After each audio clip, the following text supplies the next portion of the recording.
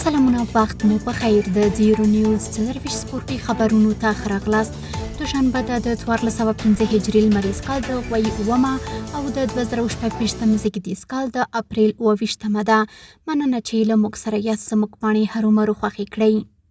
لومړی خبر ده چې د افغانستان کرکټ بورډ د مهارتونو لوړولو مرکز له لوري په ننګرهار او کندهار کې له لوبغاړو د فزیکي تکړښت ازموینه واخیستل شوه. په ننګرهار کې له 16 لوبغاړو 2 او په کندهار کې له 45 لوبغاړو 41 تنو ټاکلی معیار پوره کړ. ټاکل شوی د لوبډلو له اعلان وروسته د ملي شلوريز جام دریم پړاو سیالۍ راتلونکي شنبه په کندوز کې پیل شي.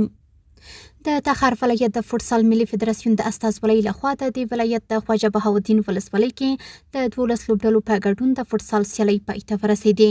د دې سیالیو په وروستۍ لوبه کې د اف سي درقد لوبډلې د 2 په پایلې سره د خواجه بهاوالدین نخبګانو لوبډلې ته ماتې ورکړه او د دې پړاو اتله شوه. په بلخ ولایت کې د هیواد له 7 ولایتونو څخه د اویا ورزشکارانو ترمنځ د تکواندو 2 ورځنۍ سیالۍ پیل شوې. د سیالۍ د افغانستان لپاره د روح الله نیکپا لخوا د اولمپیک میډال د ګټلو په مناسبت د مبارزې او پومسې په برخو کې د بلخ، تخار، جوزجان، لغمان، سمنګان، لوګر او پکتیا ولایتونو د ورزشکارانو په ګډون پیل شوي دي. د افغانستان د کورنۍ کرکټ څانګې له لوري د زونونو په کچه د نجیب الله ترکي په نوم د معلولیت لرونکو وګړو ترمنځ د کرکټ شلوريزې سیالۍ پیل شوې. د دغو سیالیو لومړۍ لوبه نن دوشنبه د کوربه بوست او مس عینک زونونو لوبډلو ترمنځ د کندهار ولایت په ملي کرکټ لوبغالي کې پیل شوې.